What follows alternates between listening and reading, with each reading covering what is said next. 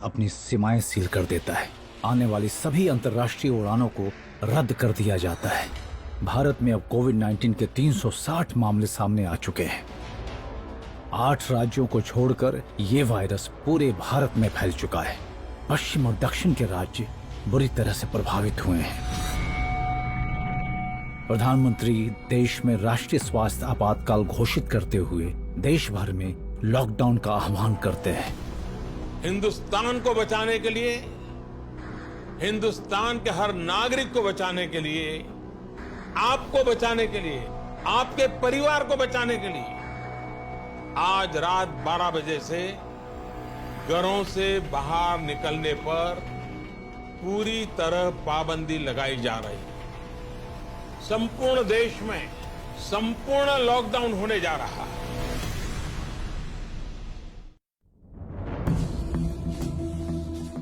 जिस novel corona virus की शुरुआत चीन के वुहान से हुई थी, अब वो पूरी दुनिया में फैल चुका है। इससे करीब 195 देश संक्रमित हो चुके हैं। अलग अलग देश इस महामारी को रोकने के लिए अलग अलग रणनीतियां अपना रहे हैं। भारत ने लागू किया दुनिया का सबसे बड़ा लॉकडाउन। लॉकडाउन लागू करने की एक वजह थी ये देखना कि बीमारी को तेजी से फैलने से कैसे रोका जा सके। दूसरी वजह थी कर्व को फ्लैट करने की कोशिश। इनफैक्ट भारत को अपने हेल्थ सिस्टम्स को तैयार करने और हॉस्पिटल्स में बेड्स और देश में वेंटिलेटर्स की बढ़ती मांग को सुलझाने का इसने बहुत ही अच्छा मौका दिया।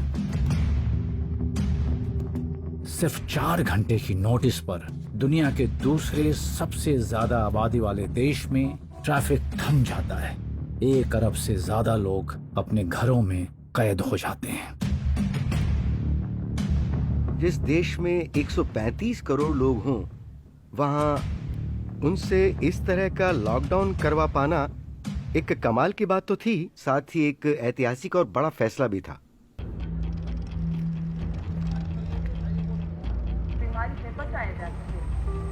पूरे देश में पुलिस मुस्तैदी से अपने काम में जुट जाती है। सिर्फ आवश्यक सेवाओं की ही इजाजत दी जाती है।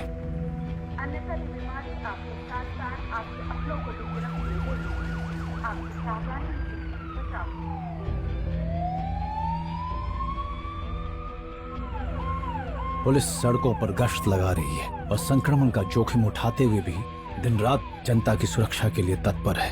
आप सभी से निवेदन है, अपनी दूरी बनाएं, अपने आप को सुरक्षित रखें, दूसरों की सुरक्षा का ध्यान रखें। Assistant commissioner of traffic police Vijay Singh Tomar अपनी टीम को नए सुरक्षा नियमों का पालन करने की हिदायत दे रहे हैं। सब घर के अंदर हैं, इवन आवर फैमिलीज ऑल्सो, लेकिन हम ही बाहर हैं। हम अपना मास्क लगाए हुए हैं और डिस्टेंस भी मेंटेन कर रहे हैं। तो we are keeping safety for our also, ताकि हम जब हम ही ठीक नहीं रहेंगे तो देश को कैसे हम रक्षा करेंगे देश की।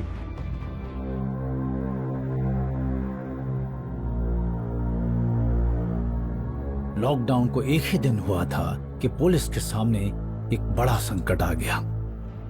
राजधानी के एक हिस्से में हजारों लोग एक जगह इकट्ठे पाए जाते हैं। निजामुद्दीन मरकज में एक ही जगह से 3000 लोगों को निकाला गया और उसमें से बहुत बड़ी संख्या में 1000 से ज्यादा लोग पॉजिटिव पाए गए। तो ये 2 चैलेंज दिल्ली के सामने बहुत बड़े आए।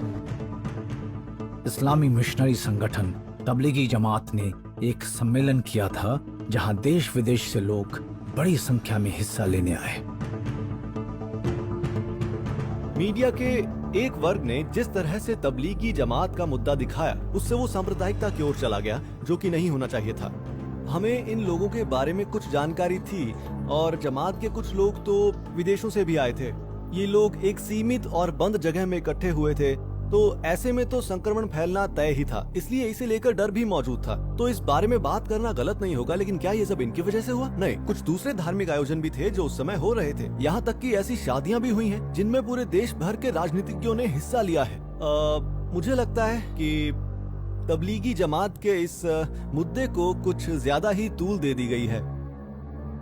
इस सम्मेलन में आए हर शख्स का जल्द से जल्द टेस्ट किया जाना जरूरी है। मैंने तुरंत अपने हॉस्पिटल स्टाफ्स, नोडल ऑफिसर और दूसरे कंसल्टेंट्स के साथ इंतज़ाम करना शुरू कर दिया, मुझे बहुत ही अजीब किस्म का एहसास हो रहा था कि आखिर ये कैसे हो गया, ऐसा क्यों हुआ। क्या उन लोगों को मालूम नहीं था कि हमारे सामने पहले से ही बहुत सी मुश्किलें हैं? तबलीगी जमात के सैकड़ों सदस्य पहले ही अपने अपने राज्यों की तरफ रवाना हो चुके हैं, जिससे चिंता बढ़ गई है। हो सकता है उनमें से कई इस वायरस से संक्रमित हो। हमने देखा कि कुछ ही दिनों में ये इन्फेक्शन देश के हर राज्य तक, हर हिस्से तक पहुंचने लगा, वहां अपना असर दिखाने लगा। पूरे देश में पॉजिटिव केसेस तेजी से बढ़ते जा रहे हैं। अर्पिता प्रियदर्शनी, एक एरोनॉटिकल इंजीनियर, मदद के लिए आगे आती हैं। उनकी कंपनी रक्षा, कृषि और माइनिंग के क्षेत्रों के लिए उच्च स्तर के ड्रोन्स बनाती है। अब वो म्युनिसिपैलिटी के साथ काम कर रही हैं ताकि ड्रोन्स में बदलाव लाकर घने और ज्यादा जोखिम वाले इलाके को सैनिटाइज किया जा सके। इस एरिया में कुछ केसेस मिले हैं कोविड-19 के, तो यहाँ पे हम स्प्रेइंग करने आए हैं ड्रोन से। कि हम एक दिन भी नहीं रुके हैं अभी तक। अभी जितने हमारे पास कुछ ना कुछ हॉटस्पॉट रोज मिल ही रहे हैं, आप देख रहे हो उसको, तो जितने मिलते जाते हैं वहाँ पे जा जाके हम डिसइंफेक्ट करते रहते हैं। और ये रोज का चल रहा है, ये डेली प्लानिंग होती है।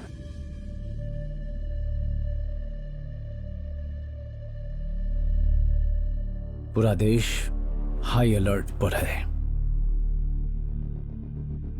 लॉकडाउन के तहत दुकानें, कारोबारी संस्थान और फैक्ट्री सब बंद हैं। अर्थव्यवस्था ठप पड़ गई है। देश के हर शहर में हजारों लाखों हैरान परेशान प्रवासी मजदूर बस अड्डों पर जमा होने लगते हैं। अचानक हुए लॉकडाउन से उनकी नौकरी और छत दोनों ही छिन गए हैं और उनके पास अपने घर लौटने का कोई जरिया भी नहीं। बड़ी संख्या में लोगों के इस प्रवास ने हमें सदके में डाल दिया। किसी के बच्चे उसके कंधे पर थे तो कुछ लोग अपने बैग पर ही बच्चों को खींच रहे थे। ये लोग नंगे पैर 1000 किलोमीटर चलने को तैयार थे, वो भी खाली पेट और बिना पानी के। इससे शायद हालात ज्यादा बिगड़े, शायद सरकार को इस बात का अंदाजा नहीं था।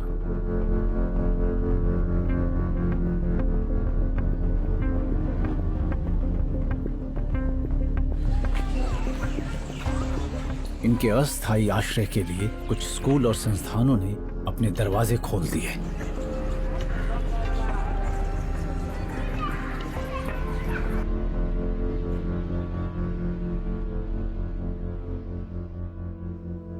एक फैक्ट्री में काम करने वाले दिलीप तारम हाल ही में दिल्ली आए थे, लेकिन लॉकडाउन के कारण उनकी जिंदगी अस्त व्यस्त हो गई। जैसे कि मेरे को पता चला, अपना सामान इकट्ठा कर लिया, कंधे पर रख दिया और निकल गया।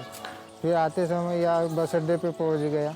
बस का फिर देखा कि बस चलेगी या नहीं, ट्रेन चलेगी या नहीं, तो सभी कोई बोलते थे कि ट्रेन नहीं चलने वाली है। तो फिर मैं एक पुलिस वाले से पूछा, तो मैं बोला यार रहने की कुछ जगह होंगे तो बता दो। तो फिर उसने ये रैन बसेरे की जगह दिया। अभी तो डेली फ़ोन आ ही रहे हैं कि घर आ जाओ करके, लेकिन जाने की सुविधा ही नहीं है। दिलीप अस्थायी कैंपस में फंसे असंख्य प्रवासियों में से एक हैं जो घर लौटने का इंतजार कर रहे हैं। मेरा छोटा सा बच्चा है।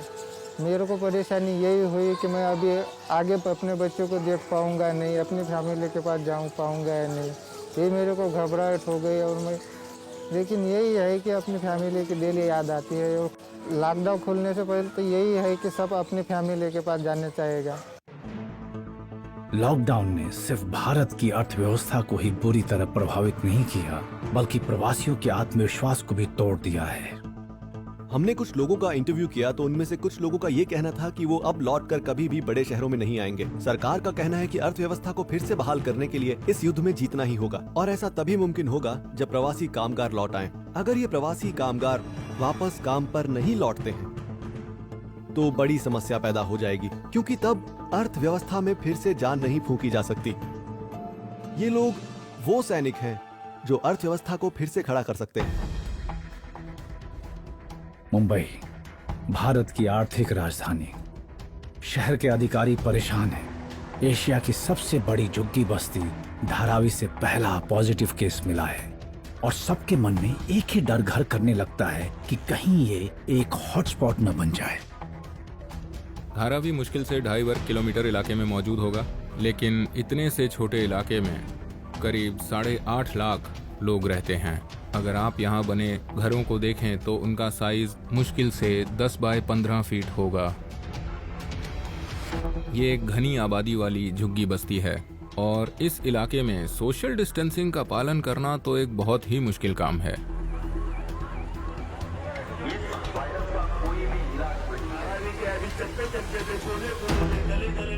कुछ ही हफ्तों में मुंबई से जुड़ी सबसे डरावनी आशंका सच होने लगती है।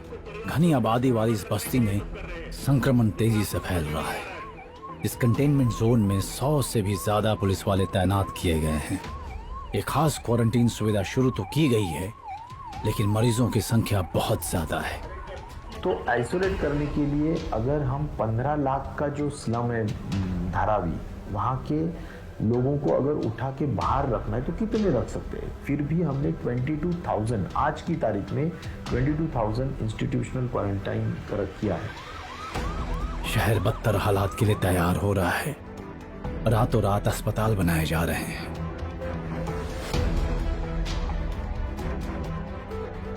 देश के सभी राज्य वायरस से जूझ रहे हैं। लॉकडाउन के दौरान प्रधानमंत्री लोगों को संबोधित करके याद दिला रहे हैं कि वो अकेले नहीं हैं।